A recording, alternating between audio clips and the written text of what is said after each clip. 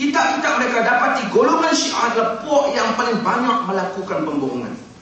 Demikian juga Dr. Mustafa Sibai menyebut al-firaq al-siyasiyah, puak-puak politik yang berpecah, telah tenggelam dalam lumpur kotor pendustaan menggunakan nama Rasulullah. Sama ada banyak atau sedikit, golongan Syiah adalah puak yang paling banyak membuat pendustaan.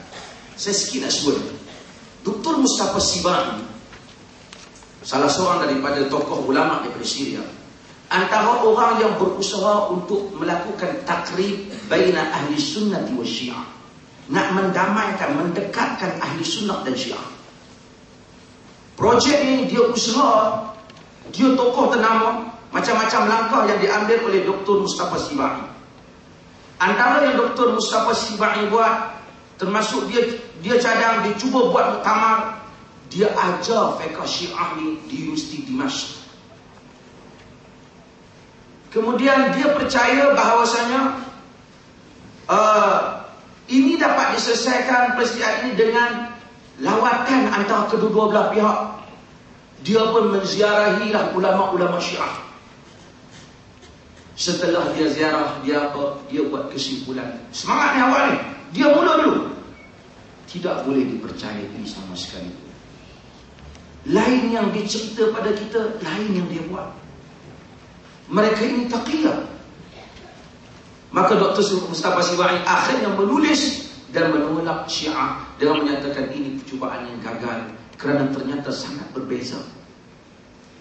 Di antara orang yang cuba lagi ialah Syekh Jarullah, Musa Jarullah, seorang ulama yang masyhur.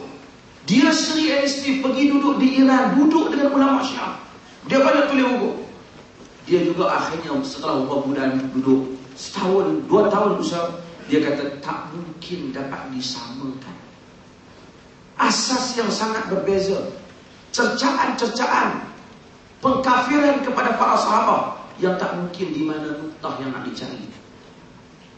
Dan alhamdulillah, Dr. Nasir Al-Qafari telah menulis 2 jilid buku.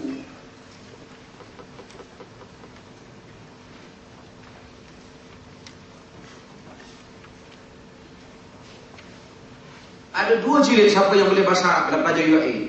2 jilid buku ni sangat baik, yang ditulis oleh Dr. Nasir bin Abdullah bin Ali Qafari, Mas'alatut Taqrib baina ahli sunnati wa asyiah, masalah untuk mendamaikan sunnah dan syiah.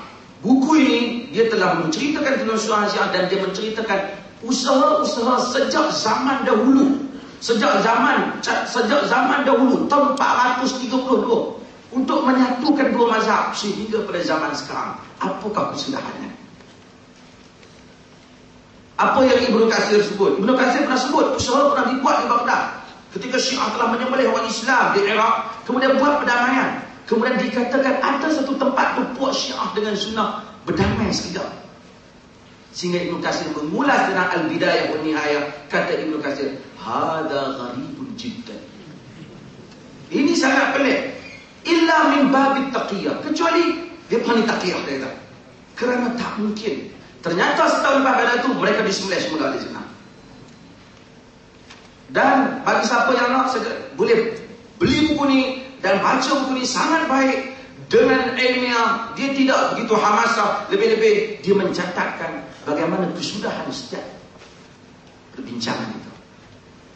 Melainkan yang berlaku kejayaan ialah di tangan Imam As-Suwaidi, di mana akhirnya Imam As-Suwaidi apabila berdialog dengan Syiah, dia telah berjaya menundukkan Syiah. Akhirnya Syiah menerima apa yang dia kata dan mereka berjanji di hadapan pemerintah ketika itu untuk tidak mencerca para sahabat dan mengkafirkan.